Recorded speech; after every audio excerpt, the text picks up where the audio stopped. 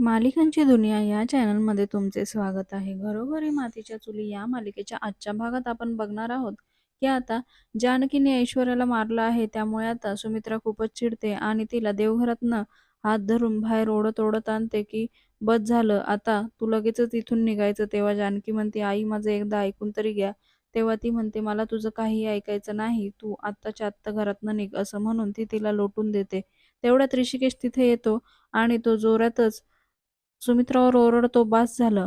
जाणारच आहोत आम्ही इथनं. कोणाला इथून बाहेर काढायची गरज नाहीये आम्हाला." तर तेव्हा मात्र तो इथे बोलू लागतो, की "गरजच नाहीये आम्हाला बाहेर काढण्याची, कारण आम्ही इथून जाणारच आहोत. तुम्ही सांगितल्याप्रमाणे आम्ही आता काही इथे राहणार नाही." तर तेव्हा सुमित्रा म्हणू लागते, "तू आज माझ्यावर तशी वेळ आणलेली आहे आणि नानांना ढकलल्यामुळे मला तुझ्या बायकोचं तोंड सुद्धा बघायचं नाही." तेव्हा ऋषिकेश म्हणतो, आज तू जे काही वागते आहे ना, या ऐश्वर्याच्या सांगण्यावरनं एक दिवस तुला नक्की पश्चाताप होईल, हा माझा शब्द लक्षात ठेव. तर तेव्हा सुमित्रा उलटच त्याला म्हणते, आज जो मी काही तुझ्या बायकोमुळे मनस्ताप सहन करते आहे ना, तर एक दिवस पश्चाताप सुद्धा सहन करेल. त्याची काळजी तू करू नको. इकडे मात्र पुढे सगळेजण खूपच रडू लागतात. तेव्हा आता ऐश्वर्या आणि सगळेजण तमाशा बघत असतात आणि तेव्हा घरातनं निघा असं सांगितल्यावर आई-बाबा घरातनं जात आहे. तर तेव्हा सुमित्रा म्हणते, की तुम्ही दोघंही इथून निघून जा. तेव्हा ओवी म्हणते, की दोघं नाही तिघं. आणि असं म्हटल्यावर सारंगला वाईट वाटतं. तो तिच्याकडे धाव घेतो ओवी म्हणून आणि शर्वरीलाही वाईट वाटतं. तेवढ्यात ऐश्वर्या त्याचा हात धरून ठेवते आणि सगळेजण आता ओवीकडे बघू लागतात. इकडे मात्र ऐश्वर्या मनाशी म्हणते, आता मी हे सगळं तापवलं आहे, पण या ओवीमुळे जर सगळं शांत झालं ना, तर खूप प्रॉब्लेम होईल. मलाच काहीतरी करायला हवं. तेव्हा मात्र ती तिच्याजवळ जाते आणि म्हणते, "हे बघ ओवी बाळा, तुला माहिती आहे का तुझ्या आईने काय केलं आहे?" तर ओवी म्हणते, "मला माहिती नाही आणि मला जाणून घ्यायचंही नाही. जिथे माझे आई-बाबा तिथेच मी जाणार." आणि असं म्हटल्यावर तिची आजीही काही बोलत नाही आणि इकडे ओवी मात्र खूप रडू लागते. त्यानंतर तिचं असं उत्तर ऐकून सुमित्राची आईसुद्धा आश्चर्याने तिच्याकडे बघत असते. त्यानंतर आता ऋषिकेशला मात्र ओवीचं कौतुक वाटतं आणि त्यामुळे तो तिला प्रेमाने जवळ घेतो. त्यानंतर आता जानकीला म्हणतो, "चल जानकी, इथे आपलं कोणी नाही." तेव्हा ती म्हणते, "कोणी कसं नाही? हे घर माझं आहे. मी इथे लग्न करून आले होते या दरवाजातनं. माझ्या पायाचे ठसे इथे आहे. माझ्या हाताचे ठसे भिंतीवर आहे. मी इथून लग्न करून आले होते, तर मी इथून कशी जाऊ? हे माझं घर आहे." असं ती सुमित्राला समजून सांगते. "आई, तुम्ही विसरलात का? हे सगळं माझं आहे. तुम्ही असं करू नका." आणि पुन्हा तिच्या पाया पडू लागते, रडू लागते. परंतु सुमित्राला तिच्यावर काही फरक पडत नाही.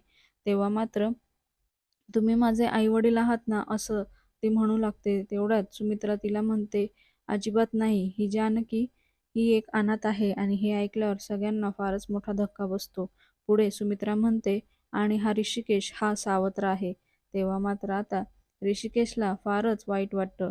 पुढे ती म्हणते, हो, आज मी सगळ्यांसमोर न लाजता सांगते, की तू माझा सावत्र मुलगा आहे आणि त्याची तू मला बोलायला भाग पाडला आहे. तुझं माझं रक्ताचं नातं नाही, हे तू दाखवून दिलं आहे. तेव्हा मात्र ऋषिकेश आई म्हणतो, तर पुढे ती म्हणते, तुम्ही दोघांनी आई बोलायचा अधिकार केव्हाच गमावला आहे. आई म्हणायचं नाही बरं का मला.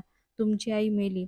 असं म्हटल्यावर आता ऋषिकेशचा मात्र आपल्यावरनं तोल अगदी ढासळून जातो. त्याच्या डोळ्यात खूप पाणी येतं. मात्र तो डोळे पुसतो आणि रागानेच म्हणतो, आणि मुलगाही मेला. हे ऐकल्यावर आता त्याच्या दोन्ही भावंडांना फार वाईट वाटतं. पुढे तो म्हणतो, आज मी सांगतो, की तुमचा मुलगाही मेला आणि मी ऋषिकेश, पार्वती, रणदिवे तुम्हाला शब्द देतो.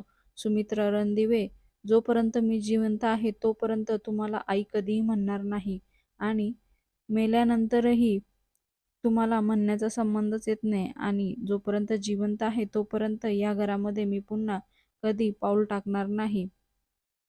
शेवटी तुम्ही दाखवूनच दिलं की सावत्रपणा काय असतो. तेव्हा मात्र आता सगळेजणांना खूपच वाईट वाटत असतं. इकडे जानकीला तो चल म्हणतो, तर जानकी म्हणते, आई हे चुकीचं बोलले, तुम्ही माफ करा. तर तेव्हा पुन्हा ती पाया पडू लागते, दयावया करू लागते. पण सुमित्राला त्याच्यावर काही फरक पडत नाही. तर तेव्हा आता तो ओढतच तिला बाहेर नेतो आणि सांगतो की आपल्याला इथे नाही राहायचं.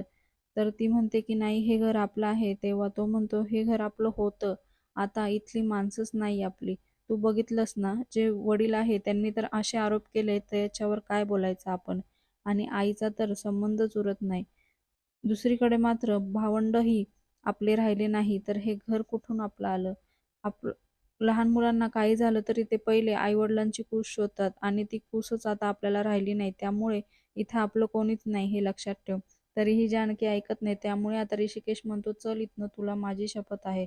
असं म्हटल्यावर आता जानकीचा नाईलाज होतो आणि ती मजबूर झालेली असते आणि इकडे मात्र ती खूपच दुःखी असते. सगळ्या घराला बघत असते.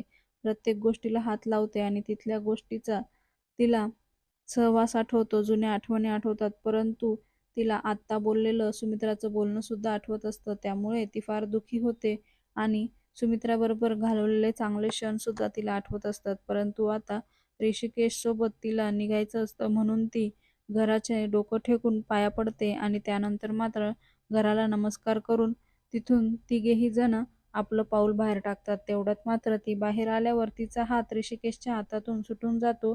कारण तिला असं वाटतं की कोणीतरी आपल्याला अडवायला येईल. तेव्हा ऋषिकेश म्हणतो, आता मागे वळून बघू नको. आता कोणीही येणार नाही आपल्याला अडवण्यासाठी. इथं आपलं कोणीच नाही. जे होतं ते इथेच सोडून जायचं आहे. आता तू काळजी करू नको. इथून आपलं काही नाही राहिलं. आता चल इथून, असं म्हणत असतो. तेवढ्यात मात्र ती मनात म्हणते की पण मला आशा आहे, आई नक्की मला थांबवायला येतील. आणि असं म्हणून ती पुढे पाऊल टाकते. तेवढ्यात तिचा पदर ओढला जातो आणि ती मागे वळून बघते.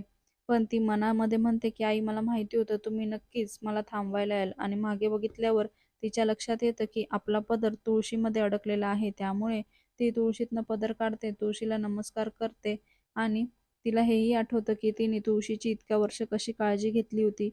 आता मात्र ओवीलाही राहवत नाही, तीही खूप रडू लागते. त्यानंतर दरवाजात उभी असलेली सुमित्रा हे सगळं बघून रागानेच रूममध्ये निघून जाते आणि सुमित्रा गेल्याचं बघून ऐश्वर्या लगेचच बाहेर येते आणि जानकीला सुनावं लागते, काय ग, आता कसं माझ्या मनासारखं झालं? शेवटी मी जिंकले ग. तू विसरलीस का? आपण एकमेकींना चॅलेंज दिलं होतं, ते चॅलेंज मी जिंकले. आता जा तू वनवास भोगायला आणि इथली सत्ता आता मी भोगेल. असं म्हणून ती सुद्धा मोठ्या रुबाबामध्ये त्यांच्या समोरून आत निघून जाते आणि त्यांच्या तोंडावर दरवाजा लावून घेते. त्यानंतर मात्र आता ऋषिकेश जानकीला घेऊन तिथून निघतो, तर जानकी सुद्धा ओवीचा हात पकडते आणि ते तिघेही रणदिवे कुटुंब आणि त्यांचं घर कायमचं सोडून निघून जातात. पुढील भागात आपण बघणार आहोत की आता आजी ऐश्वर्याला म्हणते, पण तुला काय वाटतं की ऋषिकेश जरी इथून गेला तरी त्याच्याकडे तेवढे पैसे असतीलच की तो त्याचं एक छोटंसं घर बांधेल? तेव्हा ऐश्वर्या म्हणते, असं काही होणार नाही. जरी त्यांनी कंपनीच्या कामातून पैसे जरी कमवले असेल ना, तरी मी त्यांचे पंख आधीच छाटून टाकलेले आहे. तुम्ही त्याची काळजी करू नका. इकडे मात्र ऋषिकेशला फोन येतो आणि तो जोरात फोनवर ओरडतो, ते पैसे माझे आहे. तो अधिकार तुम्हाला नाही. आणि चिडून मात्र जोरातच फोन फेकून देतो. तेव्हा जानकी विचारते, काय झालं ऋषिकेश? तेव्हा ऋषिकेश सांगू लागतो की आता आपले अकाउंट स्विच झालेले आहे आणि त्याच्यामुळे आपल्याला आपल्या अकाउंटमधले पैसे वापरता येणार नाही. त्यामुळे ते दोघं खूपच टेन्शनमध्ये येतात. इकडे ओवी म्हणते की का बरं बाबा, मग आता आपलं दुसरं घर आहे का? आता आपण कुठे जायचं? आणि ह्या विचारामध्ये जानकी आणि ऋषिकेश असतात.